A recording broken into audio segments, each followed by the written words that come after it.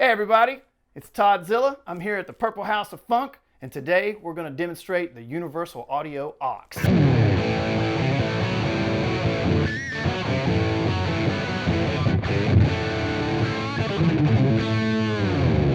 What the guys at UA have done is they've given us this amazing piece of gear that is a combination amplifier attenuator and speaker cabinet / microphone simulator.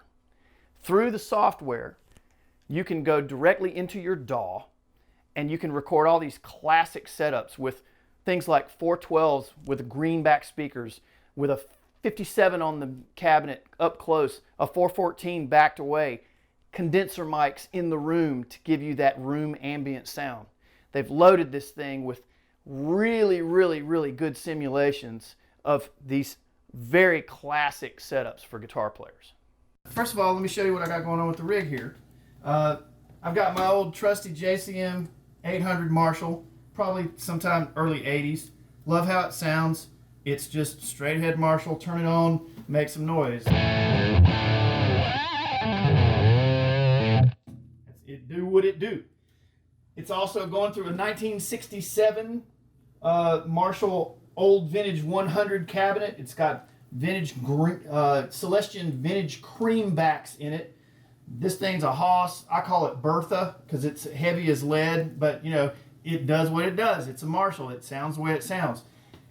The way that I have it run is I've got it run through my rack here. Everything actually goes kind of, the way my setup works, I kind of go into the front of the amp before anything and then come out. I have an effects loop put in the amp so I can do effects through there. For today's purposes, I'm running it bone dry so that you can hear the effects of the aux. So once I get to the amp with the guitar, I come out of the speaker output of the amp, go into the aux, and then into the speaker itself. The aux has two outputs that are going to two direct boxes that go direct up to the DAW. We're going to take a look inside this thing and show you what it'll do. First of all, you'll notice that I have a 412 cabinet in a studio room, looks really cool, with a couple of microphones set up on the speaker itself. I've got a 412 cabinet, and right now what I've got assigned is a 412 with 25 watt greenbacks, and it's kind of a thick tone.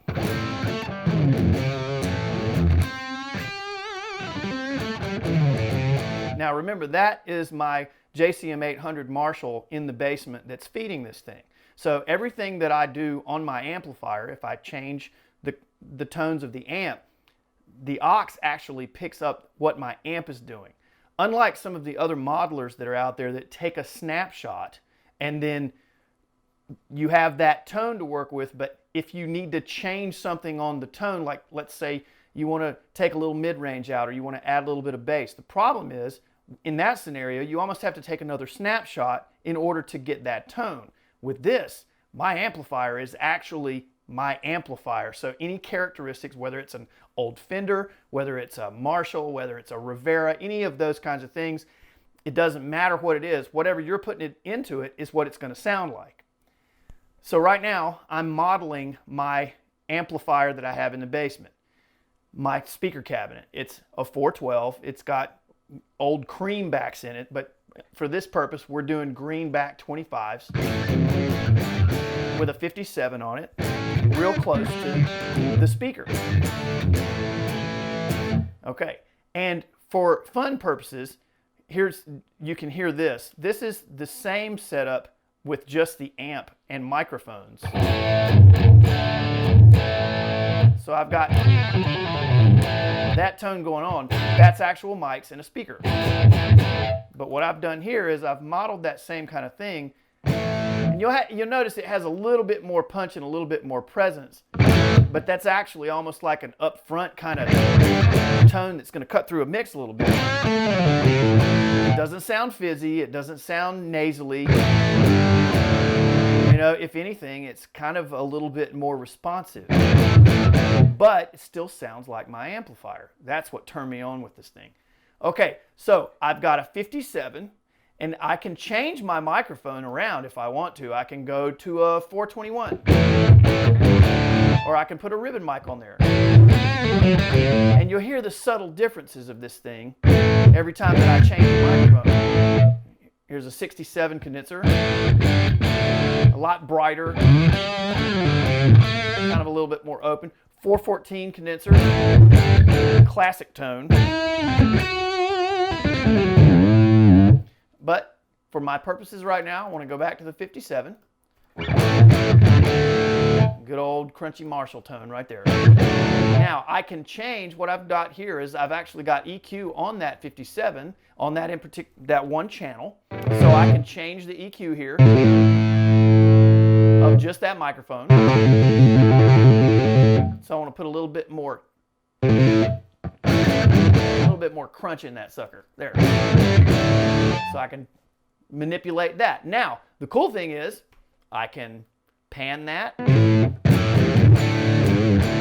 And now let's add in a different microphone. I think I want a 421, and we'll pan that over here. We'll solo it just so you see what the 421's doing. All right, so now I combine the two. That thing's getting big real fast. And I can change the angle of the 421. You'll notice it kind of change. So now it's kind of off axis. It's pretty amazing. That really approximates exactly what you would think that thing would sound like. Okay, so now I've got the two microphones, but this is where it kind of gets good. Now they've added a room mic, a set of room mics. In this case, I've got stereo ribbon mic on there. You can go condenser stereo, you can go condenser mono, you can do a 67 in mono, an 84 ribbon mic, so you got a lot of choices. Right now I've got the ribbon stereo package on there, and I'm going to solo this, make sure we're panned in the middle so you can hear.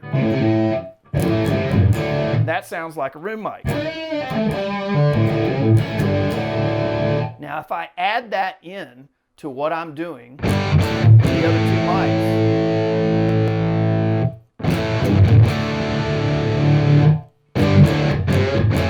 suddenly get that ambience of mics in a room, which is amazing. But they didn't stop there. You can EQ each mic, you can EQ the master, same setup of the EQ.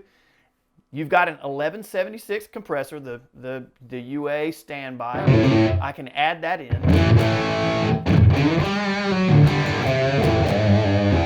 I've got him kind of juicy, got him jacked up there to the ratios at 20. Set my output level. You can hear that going on. Let's see. Just a little tight compression there. Now, they've got a delay. It's stereo. You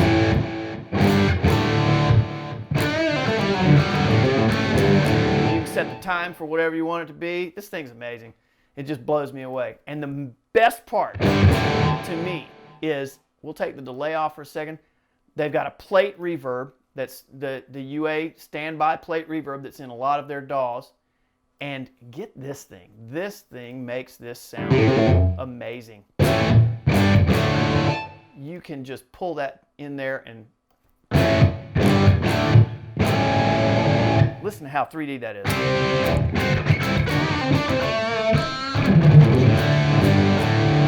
It's just completely inspiring to me.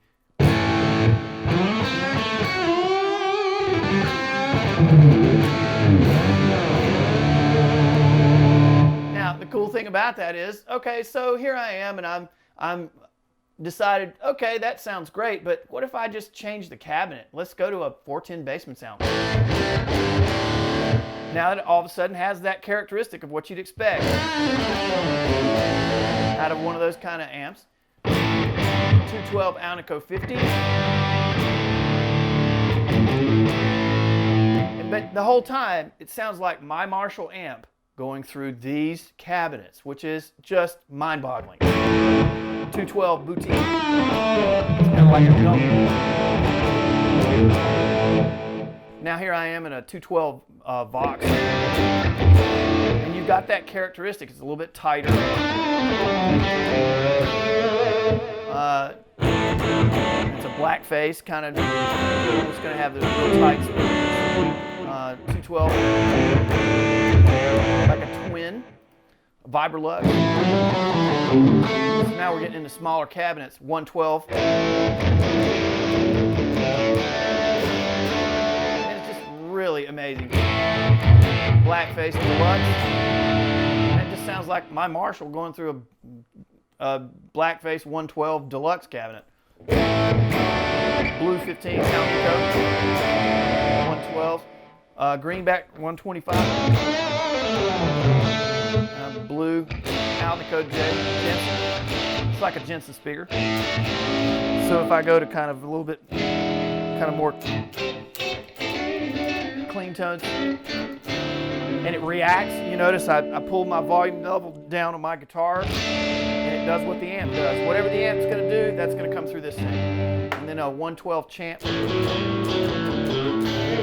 you've got a lot of different possibilities, a lot of different capabilities. And with these microphones, I mean, that's another, you know, you can imagine getting into all these different possibilities with different combinations. Put a ribbon mic on there. And it just sounds amazing. Blend your ribbon mic however you want it to. Let's just put a little bit into it. We can change the levels of the microphones however we want. You know, we can bleed them a little bit more this one versus that one, and just, you know, the possibilities are kind of limitless. And the whole thing is that you're getting to use your own tube amp. So many of the other modelers that I've run into, again, you're just taking a snapshot of your amp, and you don't really get the feel of the amplifier. But my Marshall is my Marshall. I know what it sounds like, and that's what it sounds like in a room with microphones on it. This thing's pretty cool. On the front of the aux, the controls are fairly simple. You have your speaker volume, which allows me to take the speaker volume completely down if I want. I can go all the way down to nothing, to where we're hearing just what we're hearing here in the room, my guitar. But the aux is still feeding the DAW. Watch this. Okay? Now I can control that speaker attenuation. It can be as loud as I want it to be. This is what the amp is doing itself. But I'm pulling it down to about here. Actually, I had it there. Then you have the line out, which is what's feeding the DAW. That's what's coming out of the back and going into the direct boxes. So I can change that. I have a headphone jack out. Now let's say you're playing at about 11:30 at night. You got some really great ideas from, and you know, you don't want to wake up your wife or your girlfriend. You can actually plug your head. My big old nasty 50-watt Marshall head can go directly into this. I can turn the speaker all the way off, plug some headphones in here, and I'm going to be able to hear what the aux is capable of doing. So I can practice in the middle of the night. I can practice at 2 o'clock in the morning if I want to, and it sounds like my amp.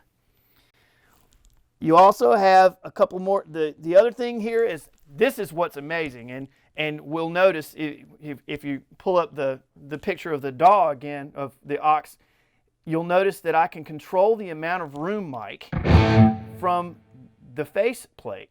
Notice that that's going up and down on the fader, and I can control the amount of room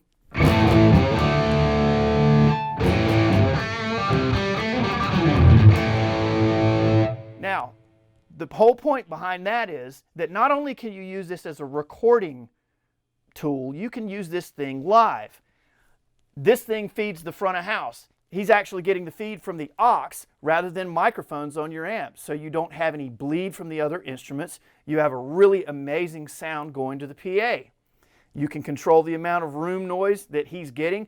The other cool thing is you can change different rigs. On this, I have a couple of things set up that I use live. I have my trusty 412 rig. Then I have a 212 cabinet set up. You see it changing. You hear it changing. Then I have something that I did for a special thing where I have a lot of reverb and delay on there. Then there's a couple of other rigs that are factory presets.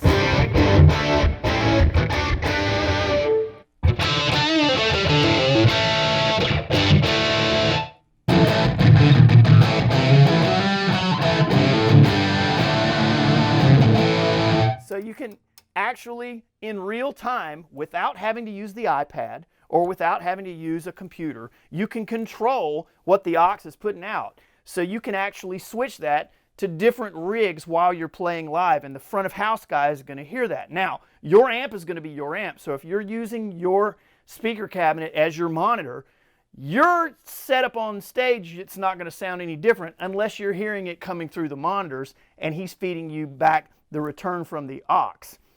But his feed is changing. So let's say you're doing a song where you need to sound like, you know, have it be a kind of a Tom Petty jangly thing. You might have a 212 set up for that. Or you want to sound like Eddie Van Halen, then you've got your big 412 kind of cabinet set up. And you can do those on the fly. So that makes this thing unbelievably versatile to use not only as a recording tool, but live as well. It's amazing. Okay, so let's say you're playing your gig, right? You take the aux with you and you've got your 6 presets, but you say to yourself, man, what if I want to change something when I get there and maybe the room's a little brighter and I want to tailor it and want to tweak it? Well, you can call up this bad boy on your iPad and you can change everything on the fly. That is money. Okay, so let's look at the back panel of this thing. You've got your power input and your power switch here. You got your USB. You can go direct into your DAW through USB into your computer if you want. They also have an SPDIF out. Same thing. You can go into your DAW using SPDIF. They got this foot switch input. Don't look at that because they still haven't figured out how to make the foot switch work. And, I'm just going to give the UA guys a lot of crap about that right now.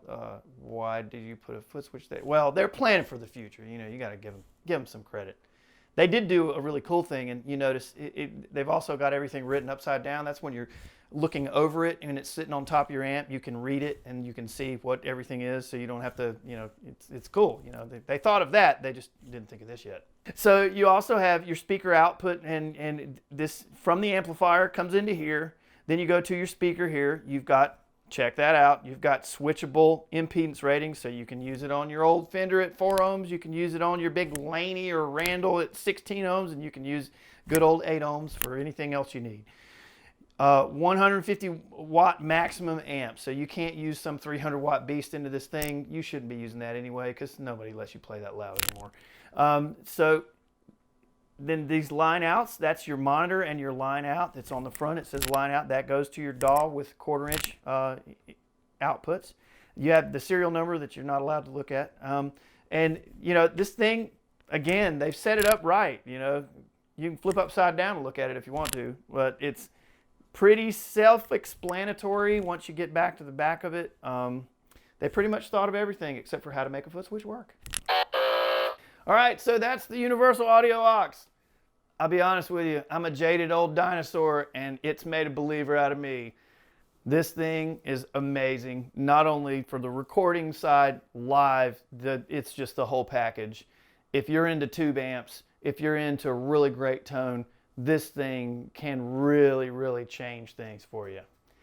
So that's it for today. I'm Toddzilla. Come see us at Corner Music. If you can't, get on the web, find us at cornermusic.com, and subscribe to this here video.